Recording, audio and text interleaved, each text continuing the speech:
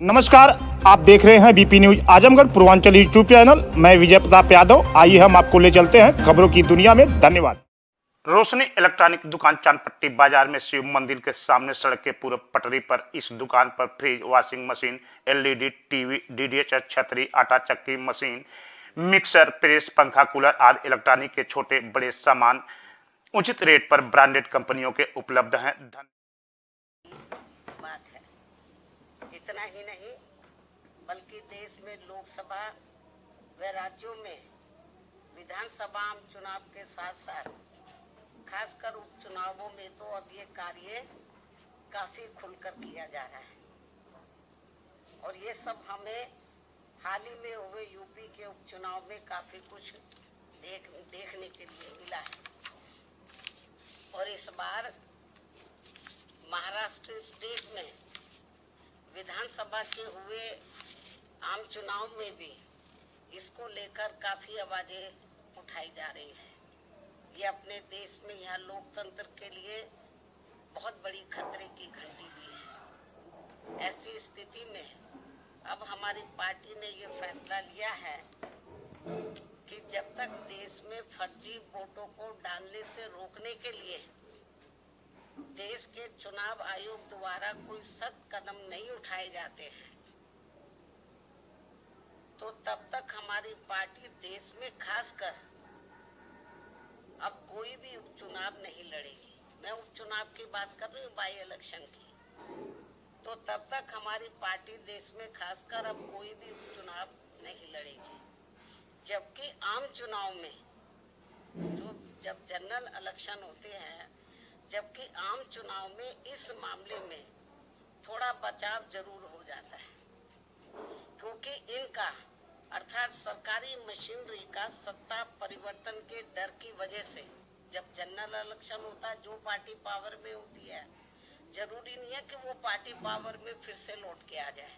दूसरी पार्टी भी आ सकती है। तो फिर वो जो सरकारी मशीनरी है वो थोड़ा घबराती है। जबकि आम चुनाव में इस मामले में थोड़ा बचाव जरूर हो जाता है क्योंकि इनका अर्थात सरकारी मशीनरी का सत्ता परिवर्तन के डर की वजह से आम चुनाव में इनका जनता पर कोई ज्यादा दबाव या डर आदि नहीं होता है, जिसे खास ध्यान में रखकर हमारी पार्टी देश में लोकसभा व राज्यों में विधानसभा के आम चुनाव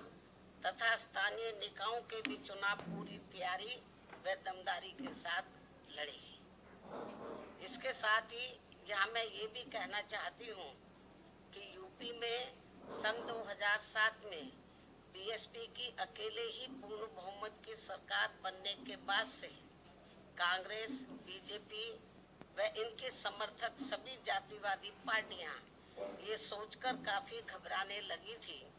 कि यदि बीएसपी केंद्र की सत्ता में आ गई तो फिर बाबा साहब डॉक्टर भीमराव अम्बेडकर का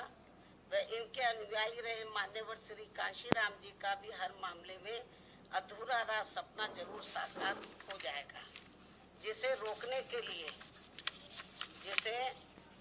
के लिए फिर इन्होंने अंदर आपस में मिलकर ये जो जातिवादी पार्टियां हैं, कांग्रेस, बीजेपी कंपनी के जो लोग हैं, फिर इन्होंने अंदर आपस में मिलकर वे पर्दे के पीछे से खासकर दलित समाज में से बिकाऊ व स्वार्थी किस्म के लोगों के जरिए अब इन्होंने अनेकों पार्टियां बनवा दी। सन 2007 के बाद से जिनको चलाने व चुनाव लड़ाने आदि पर पूरा धन इन्हीं ही पार्टियों का लगता है। तभी ये पार्टियां कई दर्जन गाड़ियों को साथ में लेकर चलती है और अब तो ये हेलीकॉप्टर व प्लेन से चुनावी दौरा भी करते हैं। ऐसे लोगों में ये आम चर्चा है। जबकि हमारी पार्टी बीएसपी इसके लिए पार्टी के लोगों से बीएसपी सदस्यता आदि के जरिए अपना खर्चा खुद उठाती है। यहाँ ये भी गंभीरता से सोचने की बात है। और इतना ही नहीं बल्कि फिर ये विरोधी पार्टियां अपने राजनीतिक लाभ के लिए उनके हिसाब से उनसे उम्मीदवार खड़े करवा के अब बीएसपी को कमजोर करने में लगी है। इसके साथ ही अब तो इन बिकाऊ में स्वार्थियों को मजबूती देने के लिए अब ये विरोधी पार्टियां अपना खुद का भी वोट ट्रांसफर करवा के इनके हर राज्य में 1-2 एमपी व एमएलए भी जितवा कर भेज रही है। इसलिए ऐसी सभी बिकाऊ व स्वार्थियों की पार्टियों को अब अपने भोले भाले दलितों, आदिवासियों, अन्य पिछड़े वर्गों व अकलियतों को भी अपना एक भी वोट देकर खराब नहीं करना है। ये सब हमें अभी हाल ही में हरियाणा, महाराष्ट्र, झारखंड के हुए विधानसभा आम चुनाव के साथ साथ यहाँ उत्तर प्रदेश में भी 9 विधानसभा की सीटों पर हुए उपचुनाव में काफी कुछ देखने के लिए मिला है। ऐसे में अब इन सभी वर्गों के लोगों को इन्हें जाति, बिरादरी, रिश्ते नातों, यार दोस्तों आदि के भी चक्कर में न पड़कर अपना वोट ऐसी किसी भी पार्टी को नहीं देना है, बल्कि अपनी एकमात्र हितैषी पार्टी बीएसपी को ही अपना वोट देना है, जिसकी नीतियों व कार्यशैली को इन्होंने यूपी में, यानी कि जो वीकर सेक्शन के लोग हैं, इन्होंने यूपी में बीएसपी के, वैसे तो सर समाज के लोगों ने आजमाया है, इन्होंने यूपी में बीएसपी के नेतृत्व में 4 बार बनी सरकार में भी काफी कुछ आजमाया है। इसके साथ साथ इन सभी वर्गों के लोग अब पुनः सत्ता में आने के लिए विरोधी पार्टियों की इन सभी साजिशों से हमेशा सावधान रहना है और आपस में भाईचारा पैदा करके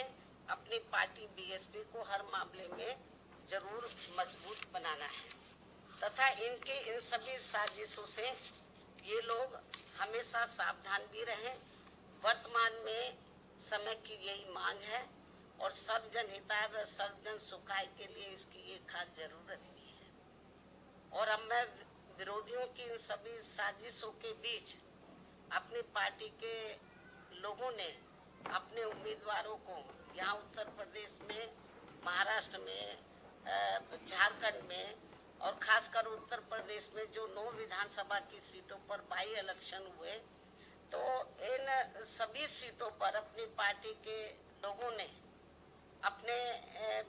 पार्टी के उम्मीदवारों को जिताने के लिए जो पूरे जी जान से कोशिश की है, तो उनका मैं पूरे तहे दिल से आभार प्रकट करते हुए अब मैं अपनी बात यही समाप्त करूं। लेकिन इससे पहले मैं यूपी सरकार को ये भी कहना चाहूँगी, कल यूपी में उपचुनाव को लेकर आए अप्रत्याशित नतीजों के बाद से खासकर संभल जिला सहित पूरे मुरादाबाद मंडल में काफी तनाव की स्थिति व्याप्त थी कल से। ऐसे में शासन व प्रशासन को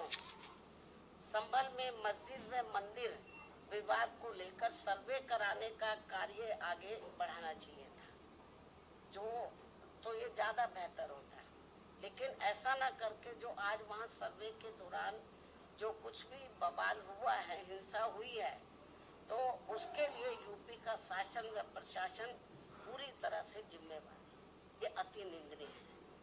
ये जो भी कुछ उधर हो रहा है ये अति निंदनीय है,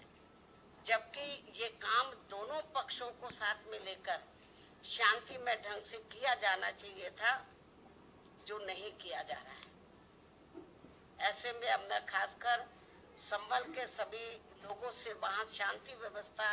बनाने की भी पुरजोर अपील करते हुए